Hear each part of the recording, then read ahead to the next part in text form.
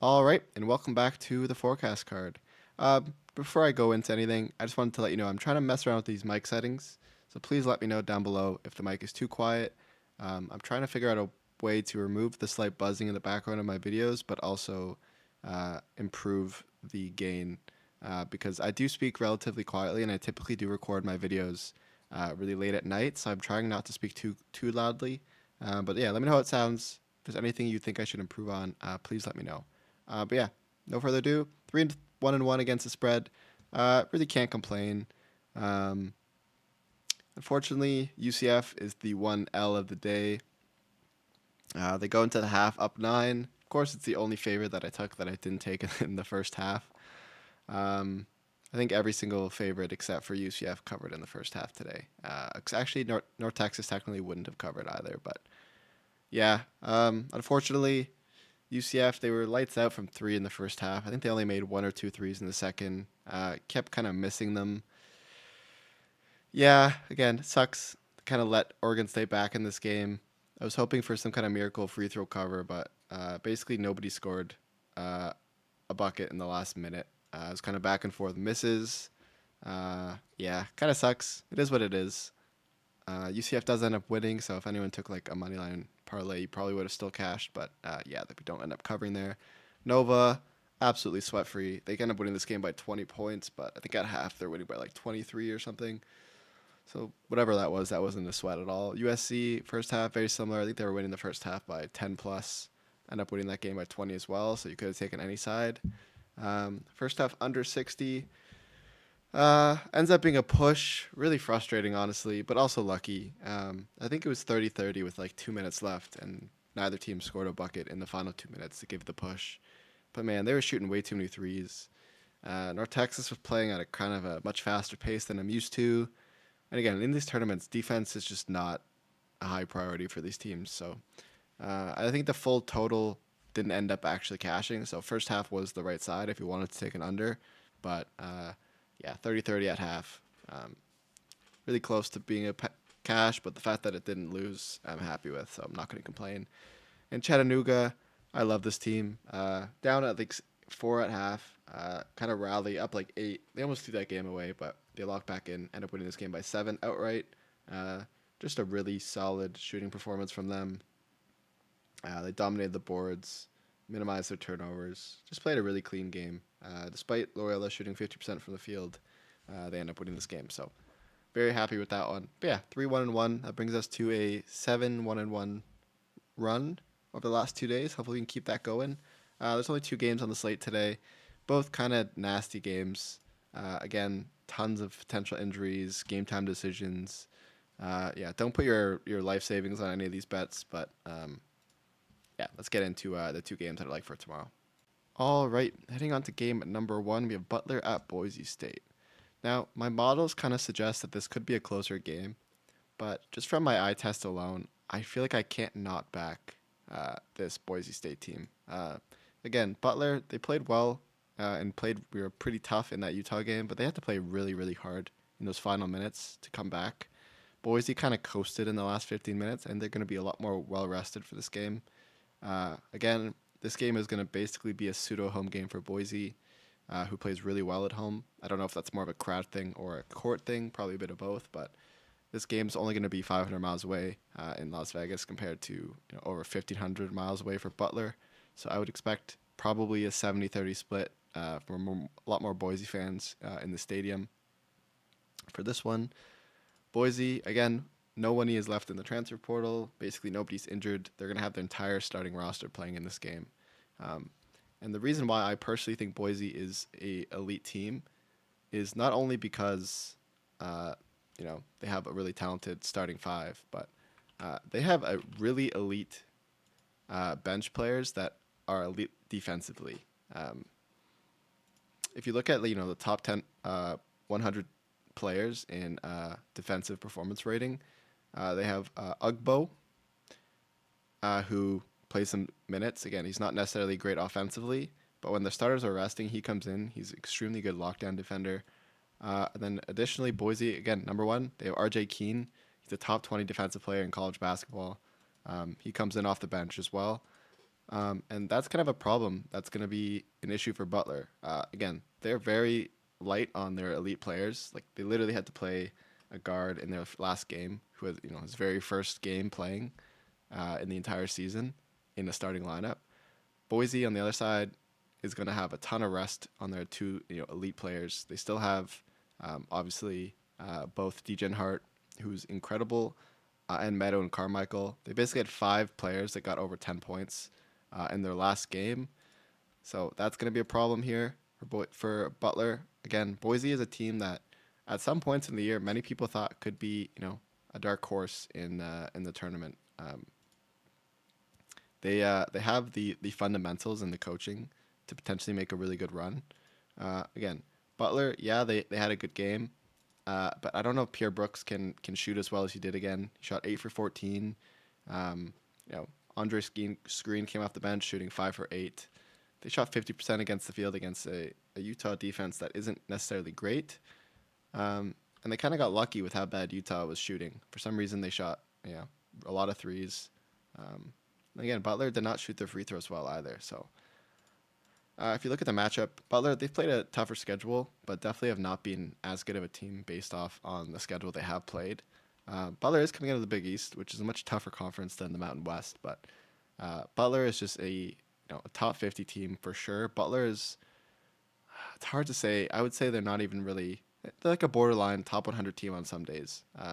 They're a very consistent team, but again, they rely heavily on shooting the ball. And shooting is fine if you're shooting well.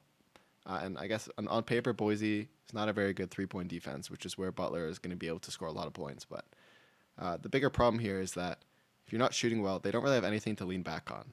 They don't force turnovers. They don't get offensive boards. And Boise on the other side, they don't really force turnovers either. But Butler does turn the ball over a lot more. And Boise is going to be, much more aggressive on the offensive glass. Again, this game realistically could come down to 3-pointers, which is typically how all these games go. Boise is going to live in the paint. They shoot 40% of their shots from in the paint. They're top 15 in near paint offense, shooting 66% from in the paint. They're going to be basically living there against a Butler team that has not defended the paint well at all, ranked 232nd in near paint defense. So they're basically just going to live in the paint and completely live there, dominate the offensive boards. And if Butler can't handle it and they foul a lot, Boise is an elite free throw shooting team, 16th best in college basketball, shooting 79%. I think this just might be too much for Butler. It's a lot to ask for a team to, especially on a road game, to be hitting all their threes, especially against a really tough opponent here like Boise, especially without your star player and a rookie starting guard. I really do think that when both teams are fully healthy, both playing on the court, I think it'll be a close game. But I think the difference is really going to come on the bench and in the second half, where Boise's starters are going to be much more well rested, and Butler's going to have to try to play their starters a ton of minutes, who aren't necessarily used to it. Obviously, you could argue could be an injury bump for Butler. Some of these players getting a chance to shine, but that also typically leads to nerves. And I think this is going to be a really, really tough matchup if Butler's threes aren't falling. Again, not necessarily sure how this game's going to play out, but Butler still held Georgia Washington to 58. Probably the only team in these tournaments that seems to be playing any defense. Again, I'm a bit concerned with this game because the model technically likes the Butler spread, but I'll be honest, I'm not fully buying it. I think this is going to be a tough spot for Butler. They might even be out another player. I think Cassia is likely going to be out with a torn ligament, so that's another bench player they're going to be missing for this game. Butler is an elite team with a little bit of rest, and if this does end up feeling like a home environment, they're an elite home favorite team. While Butler hasn't really covered well as road dogs. Butler obviously done really well on the neutral sites this year, 4-2 against the spread compared to Boise, who's 4-5. But I think this is a Boise State team that is just more talented, more healthy, and it's just going to be a spot that is a bit more comfortable for them.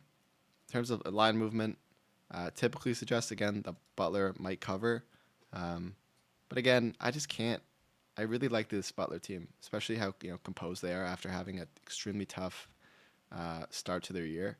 where they had lost like 10 games in a row.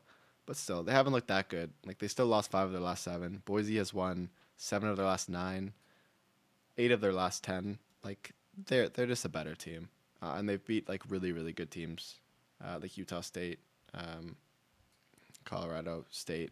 Butler really hasn't beaten any teams in the top 50 in a long time. I think they're only winning into top 50 team like Boise is all the way back in November in the in conference tournament where they, or the early tournament where they had beaten SMU, Northwestern, and Mississippi State.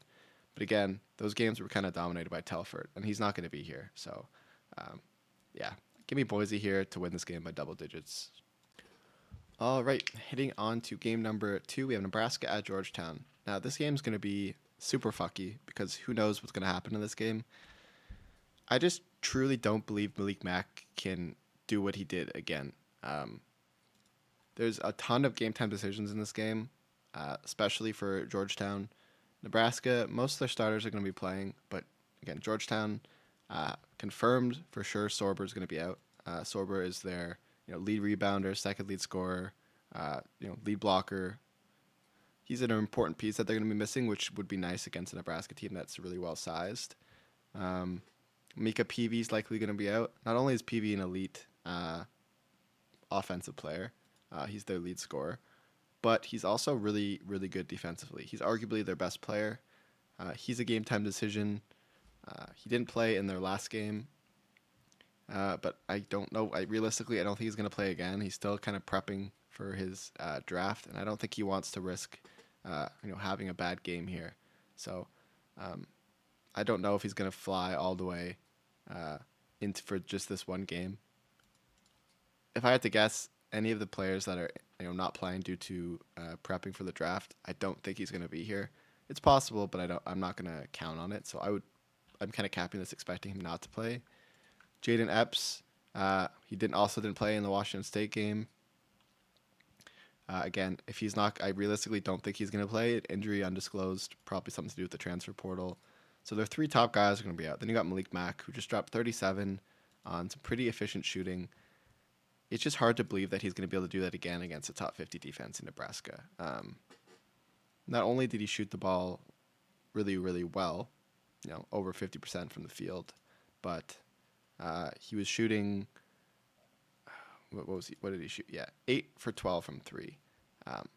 I just don't believe this is possible. They basically only ran all 5 players for the entire 40 minutes. They had a bit of bench activity, but I don't know. It's hard for me to believe that they're going to be chilling for this game. Nebraska, much healthier. In my opinion, the more talented team. They played a significantly harder schedule, and they're much better when not playing on a home court. Nebraska, they're going to pretty much dominate the offensive boards. They're going to live in the paint, and they're also going to get a ton of free throws. That's pretty much, in my opinion, going to be the difference this game. I think Nebraska's going to get a bunch of free points. On the other side, Georgetown, they're probably going to find a bit of success on the offensive glass. But again, they're going to be missing. You can't even look at these stats. Like, they're going to be missing, realistically, their 3 top guys, if I had to guess. It's possible they play, but again, yeah, I don't know. Washington State, kind of shit, especially defensively. I'm not necessarily concerned that Georgetown's going to be able to walk all over them like they did against Washington State.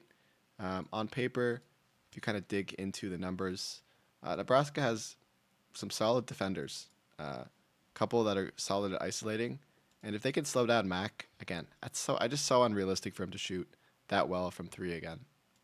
This is a Nebraska team that obviously not that elite defensively, but they're basically a top 100 3-point defense, top 70 mid-range defense. They don't give you free throws. They turn the ball over a decent amount. That's probably where Georgetown's going to have to find success. But again, their 3 lead stealers are these top 3 guys. So I have no idea who's going to play. If these guys are in the draft and dealing with all that stuff, I don't see it realistic that they're going to travel. These guys don't have private jets. I just don't think they're going to be able to make it to this game in Las Vegas unless, something happens. I don't see it, man. I think Nebraska is too deep. I think Bryce Williams is the more talented of the 2. Malik Mack, before this game, hasn't really dropped any impressive game. This was just a crazy shooting performance where he was kind of going with the flow. But, yeah, it's just I think they played way too many minutes last game. They're going to get outmatched here. And I think they're going to be a lot more sore, heading into this game against a Nebraska team that's basically 100% healthy. So yeah, again, who knows what the fuck's gonna happen in this game? So many game time decisions, but I think both the teams that kind of had to have one player super step up above and beyond with injury issues are both going to lose to the teams with fewer injuries and are on paper just the way better teams. It seems like dogs are not doing well in any of these tournaments outside of the even in the fucking massive March Madness tournament. Like it seems to be a favorite world, and as much as I love betting dogs, and even though my model technically likes both of these dogs, again, who knows who's playing, how many minutes these random kids are going to play, if they can step up again, if they if some of these kids went drinking a bit too much last game, who knows? Again, so give me Nebraska -7. Not really confident in either of these bets because of all the injuries and whatnot, but I think both these favorites win by double digits today. And yeah, those are the two games that I'm betting for tomorrow. Boise State -6.5 and Nebraska -7. Consider taking both them first half, but not interested. I think overs on both these games are super live. The way that teams have been playing defense, seems like everyone's basically dropping 85, 80 points a minimum. So as long as the total's under 160, you're probably fine to hit these overs. So who knows? I might end up betting those as well. But for now, those are the two games, and I'll see you guys later tomorrow. Bye.